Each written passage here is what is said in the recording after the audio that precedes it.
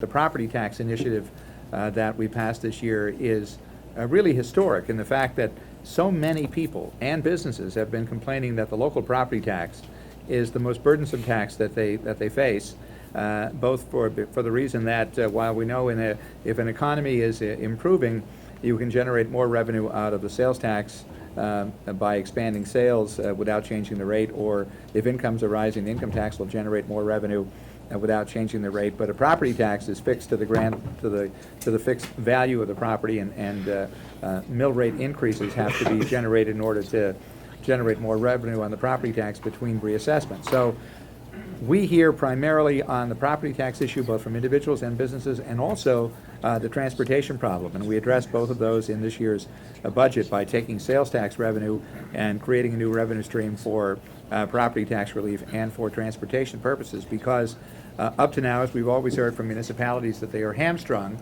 because the local property tax, apart from whatever state grants they get, is the one revenue source that they have, and now they'll have a new stream of revenue. Not only is there a cap now put on the car tax, which I think has been the single most objected to element of the property tax, because while real estate values we know may be subject to adjustment based upon, or while real estate values location is so critical in their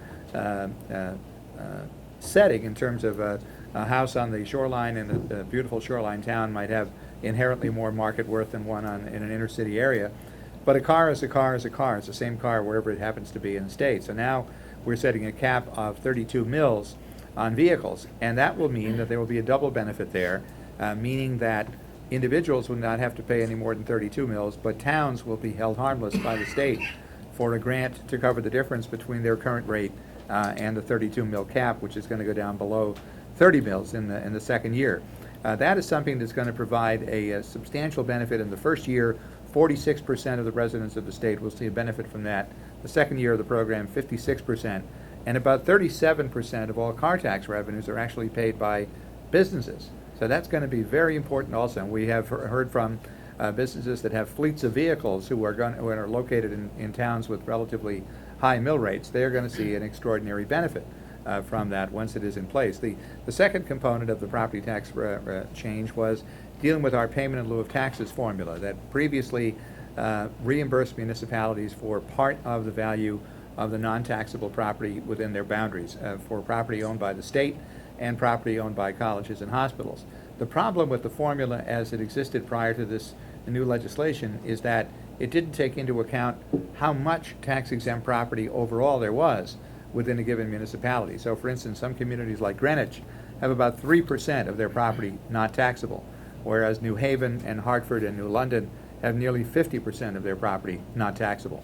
So under the new formula, we will have a three-tiered pilot reimbursement formula, with the top 10 communities getting the most, the next 15 getting a second level, and then everyone else being held at the current level of reimbursement under pilot. And that'll be for both the state property and the college and hospital pilot. So that was another substantial change in the property tax initiative this year, using a new stream of sales tax revenues.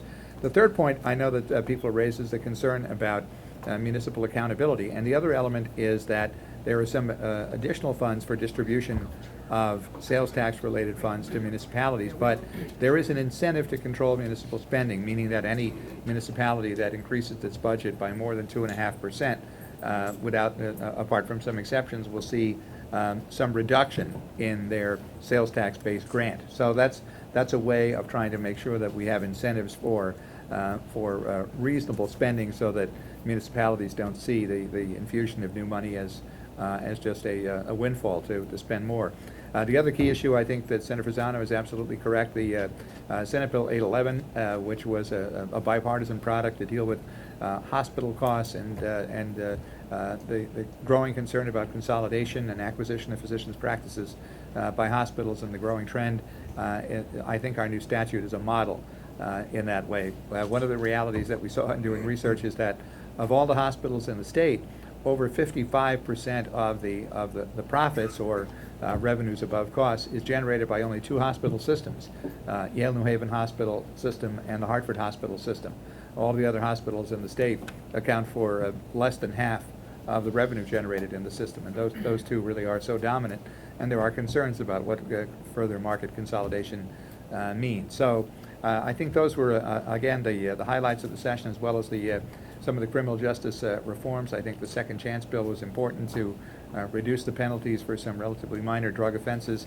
I do criminal defense work in my legal practice, and I have seen people for many years have their lives blighted by a conviction that occurred early in their career, early in their lives, that have then just cast a blight on their prospects for the rest of their lives. I think the bill that we passed this year will help us to encourage people to be mainstreamed in our society, and not, if they're well motivated to reform, I think we will no longer have quite the number of obstacles in their path that we've had up till now. Our sales tax initiative involved both taking money from the sales tax and using it for property tax relief, but the other component of that is for a transportation initiative, and that has to include mass transit as well as highway and bridge improvement. One of the things that we've seen, and I know that the Commissioner Rediker has acknowledged, is that bus routes have not really been reevaluated in several decades by DOT, and that's a real problem because commuting patterns in the state have changed greatly in that time. For instance, there are now a study that UConn did a few years ago showed that there are more New Haven residents now commuting out to work daily in North Haven than there are North Haven residents commuting into New Haven. And yet the frequency and pattern of buses don't always reflect that, because we know that there are large numbers of people. For instance, in the New Hallville section of the city of New Haven, 40% of the households do not own a car. And for those folks to get to work, they have to be able to have convenient bus routes, especially if they work less than standard hours or would hope to work overtime. So we need greater flexibility and a review of what the bus patterns are to reflect the realities of what the commuting distances and approaches are now in the state, as opposed to what they were 30 years ago. The other thing I think we need to look at is in terms of our civil justice system as well as our criminal justice system. We have a system where we have increasing numbers of people who are self-represented in cases, including housing cases, family court cases, restraining order cases, and in some cases those the realities and facts are not brought forward because there are not attorneys representing people in those circumstances. So we have sort of a market failure, that there are large numbers of attorneys coming out of law school who can't get work, and large numbers of people needing legal representation who can't get it. So I think there is that's a problem that's been identified recently, both by Chief Justice Rogers and by the new head of the Bar Association, Bill Clendenin, and the Dean of the UConn Law School, Dean Fisher, have all given major addresses in the last few months about that problem, the need for an expanded look at how justice is provided in Connecticut and access to legal services. I think that's important also for us to look at in next year. Again, also I agree with Representative Mashinsky. I think we need to push hard on the employment programs that work well. I think a few years ago in the bipartisan jobs bill in 2011, we created the Business Express program and the Step Up program, which provides state grants and subsidies through the State Department of Labor for small businesses who are going to hire people and can get their salary subsidized for the first 6 months of employment, while that worker is in a position to try to prove that he or she is a good employee. And that's something I think a great benefit to small businesses that might have been reluctant about making the commitment to new hires, but are at the point where they could do it if they felt they could do it without taking a great risk. And I think that program provides them greater confidence in making those choices. So I think we need to, again, redouble our efforts to support those programs that have shown an effective record for placing people in actual jobs and training them and preparing them for jobs.